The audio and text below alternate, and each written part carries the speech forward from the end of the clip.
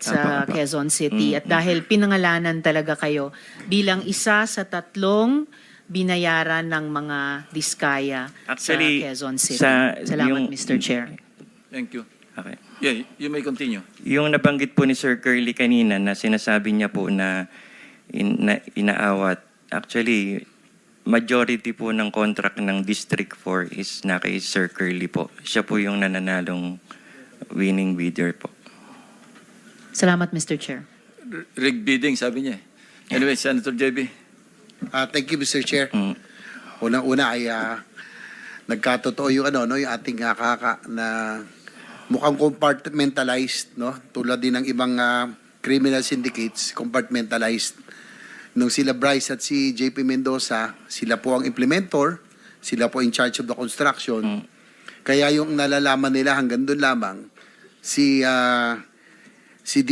Henry Alcantara bilang head, siya naman ang in charge doon siguro sa pakipag-usap sa higher-ups, sa pag-preparation ng budget, sa kay Yusek Bernardo na nabanggit niya, at sa legislators. Tapos siguro, hopefully, by Thursday, talagang mapumunta rin si Yusek Bernardo to shed light. Tanong ko lang po doon sa kasi po, kay Engineer Alcantara, nabanggit mo kanina yung nasa picture, no? Na kanina inamin mo na kayo na po yung nandun, yung naka-blue, na napakalaking doon sa isang mesa na yun yung napagalit sa mga ating makababayan eh. Ngayon lang nakita na ganun karaming pera. Mga magkano po ang nyo, estimate nyo yung nandun sa mesa?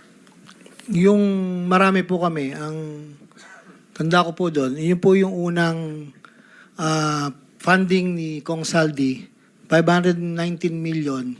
At that time, 20% lang po yung unang transaction doon, Your Honor. I think yun po yung para sa proponent. Yung po nasa bilyaran, kung makikita nyo po, almost pag binilang nyo po sa picture, alam ko yun po yung 10% nung 5.79 billion para po initial na payment.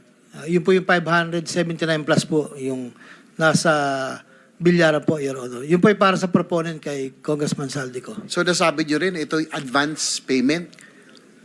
Your Honor, pag po kasi lumabas yung NEP listing, magpo-provide na po ng at least 10% po. And then paglabas po ng GAA, the following year, doon po babayaran yung full payment po, Your Honor. So paglabas ng NEP, 10%. Yes, Your Honor. Paglabas ng GAA,